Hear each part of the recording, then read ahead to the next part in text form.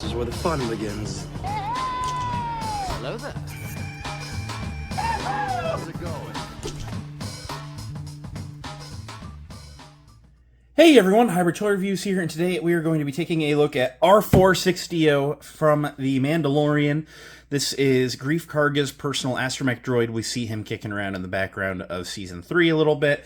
This is one of those not essential characters, but a neat little droid repaint, and that makes it a perfect Walmart exclusive, which it is here in the US. I am really amped about this. It is a new design of dome for an astromech droid, both for the R2 body that we are currently getting, but for the line in general. We never got that shape of dome on any of the old astromech bodies. So this has potential to be a really important shelf enhancer. Let's get into the review and see if R4-6DO is a good addition to your collection. Alright, as always, we'll start by taking a look at the packaging. This is your standard Black Series packaging with the Black Series logo up above a big window showing R4-6DO off nicely. He's floating in there with all of his accessories. It's actually a nice presentation. Star Wars The Mandalorian, R4-6DO, warning, 4+ Hasbro logos. Around this side you have a little art of him hanging out with a bunch of those tools popped out. That's really neat. And then this side features your wraparound window, wraparound orange stripe, and your Black Series logo at the bottom. Around back you have a Black Series logo, a zoom in of that art, his name, and a bio in varying languages. Pause and read whichever language best applies to you.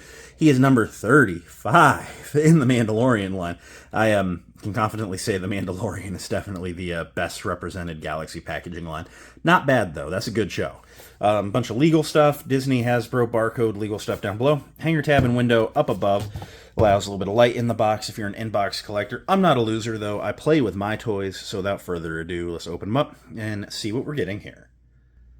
Alright everybody, here's R4-6DO out of the packaging. Let's go ahead and start with the accessories. He comes with 4, as you see laid out. These are all attachments for the front of the droid unit, looking really cool. This one, I believe, is like the Scomp Link. It's like where they plug into the computers.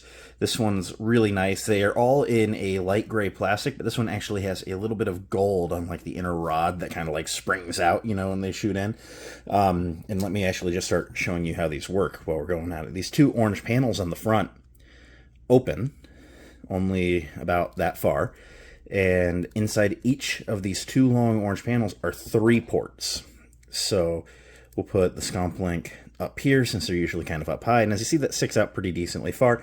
This one is like a little grabby hand. It's for like grabbing your lamp when you're in the swamps of Dagobah and the little green guy keeps hitting you with a stick. Ask R2 about that one. Not very fun. We'll plug that one in up on the top over there. This one here has a black painted tip. I believe this is like the taser thing that R2 likes to at people with, and so presumably it's a standard astromech droid, you know, feature, so it would make sense. And this one, let's put it down here in the bottom. He's gonna tase you down low, you know, little lamp stealing frog guy. This one here, I believe, is a welder. I promise nothing on any of these. I'm trying to remember what I've seen them used for. And astromech droids are like Swiss Army knives. I swear there's like 1,000 of these inside and they rotate out. So I think this is like some sort of a welder. And let's plug that in down low over here. So now with all 4 arms out, General Kenobi. But yeah, it looks really overcrowded. I think if I was ever going to pose one with anything out, I'd only do like 1 attachment at a time. However, the nice thing about these astromechs, and this one even having a unique dome still has it, you can pull that head up, and inside there are 6 sockets for different attachments, and you can just store these in there. That's a little bit fiddly, but you basically just have to snap them in, and once they're in pretty decent. So let's get all these snapped in. Some, like the welder that kind of has like the big triangular head, you have to rotate it towards laying flat, otherwise it'll hold itself out. But then, nice and stored away. You don't have to worry about putting all these little attachments in the accessory bin, like with the old astromechs. I've got so many attachments in the accessory bin that I've probably lost some. Doesn't matter. It is completely contained within the unit, and that is really cool. So, looking at R4-6DO, he's really cool. He kind of looks like a Galaxy's Edge Build-A-Droid, right? You know, where you go and they have the assembly line and you just grab all these random bullshit colored parts, and then you build an astromech droid. And sometimes you have a blue and purple R2-D2, you know, sometimes you have a black and red BB-8, and it looks like someone went through that line, grabbed some orange accessory panels, red legs, and white body. And you know what? That's fine. This looks really neat. Maybe being a Disney Plus series, that's what they went for. They were like, make it look like Galaxy's Edge droid. And honestly, I do really like the look here. Red and orange, you know, complement each other nicely, and then white as an astromech base body, you know, really calls back to other astromechs we've seen, so I'm really satisfied with it here. The red on the legs actually makes the silver paint punch-ins really, really pop, and that's not a bad thing. I like the orange on the sides of the legs, and another thing that makes me think, you know, is kind of like, you know, the Build-A-Droid is like, you see like there's like a socket in there almost, like a Phillips number 3 or something. And, you know, like that's a feature is you screw the legs onto the astromech. So, not to get hung up on a service that I've never actually done in person. But, you know, it looks very, very Galaxy's Edge, and I like that.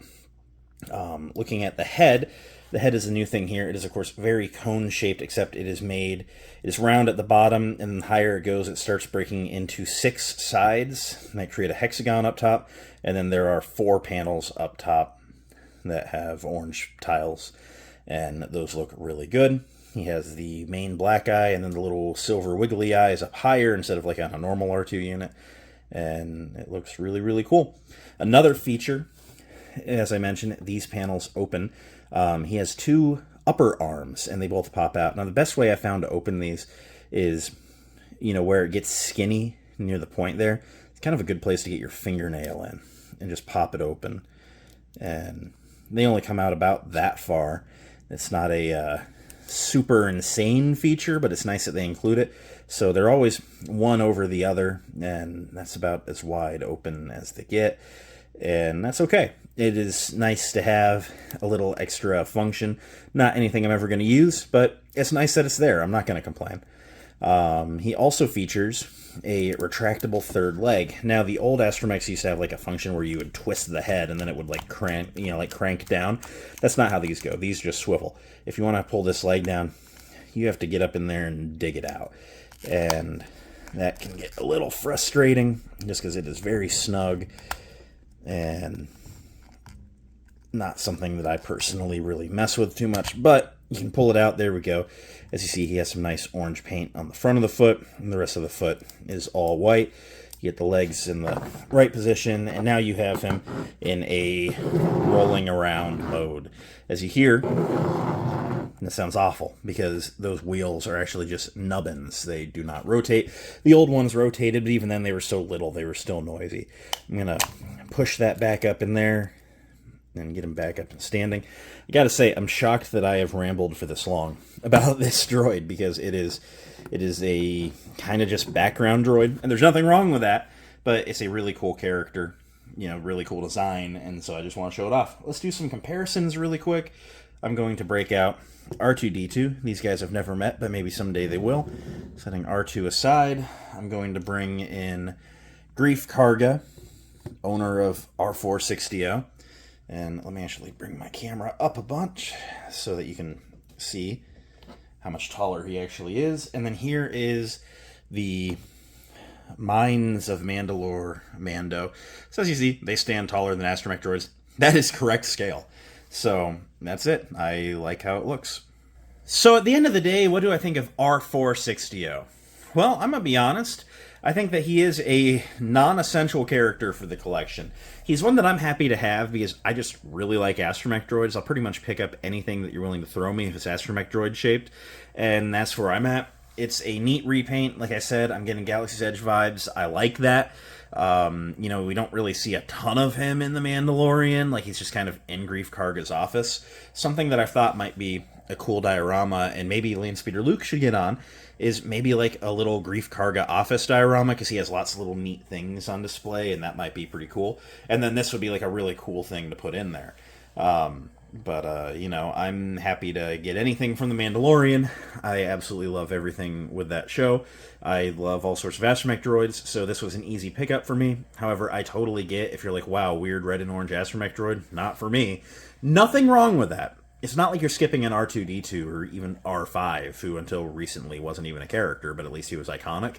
Like, if you have R2, if you have R5, maybe R4, like Obi-Wan's droid, like, those I feel are like the three most important astromech droids. Well, R-series astromech droids. BB-8's iconic too.